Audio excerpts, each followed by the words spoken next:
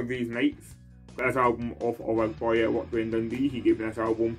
He bought it and never liked it and gave me it. Was a big Eagle fan. I told him I loved the Eagles, so he gave me it. I gave him a couple of albums in return for it that I didn't like and he was like, but this is the Eagles.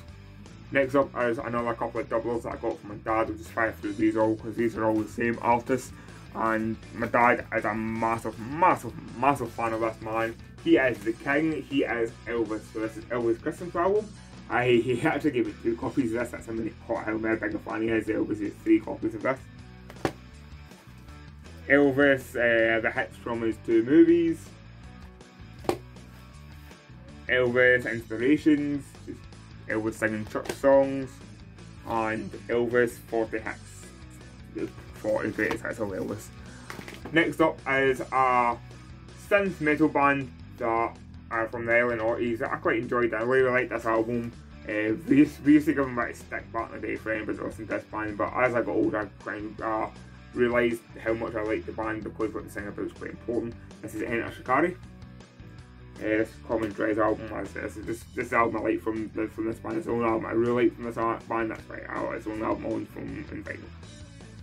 Up next is Slow Hands from Eric Clapton. As I said when I was talking about Cream, I love Eric Clapton.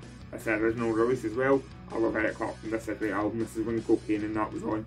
And yeah, so great album. Speaking of Eric Clapton, the best Eric Clapton ever made is this one here, in my opinion. This is Eric Clapton B.B. King.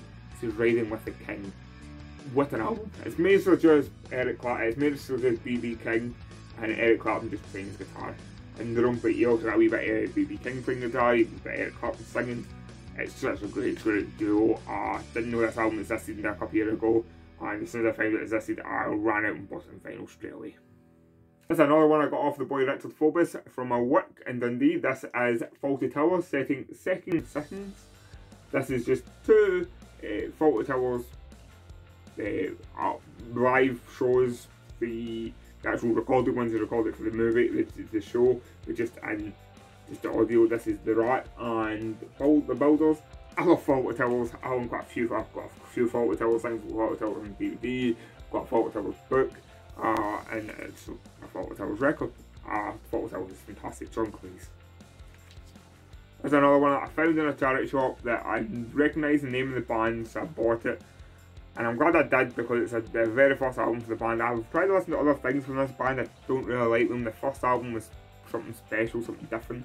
This is Fields of Napalm, Dawn Riser. It's a weird album. I have to listen to it. You have to listen to it in 45 speed. You listen to a single, and it's just weird and just eerie. And this album is really mental. The rest of the album I wasn't a big fan of. I really like this album. I'm glad I found it in Boston charity shop.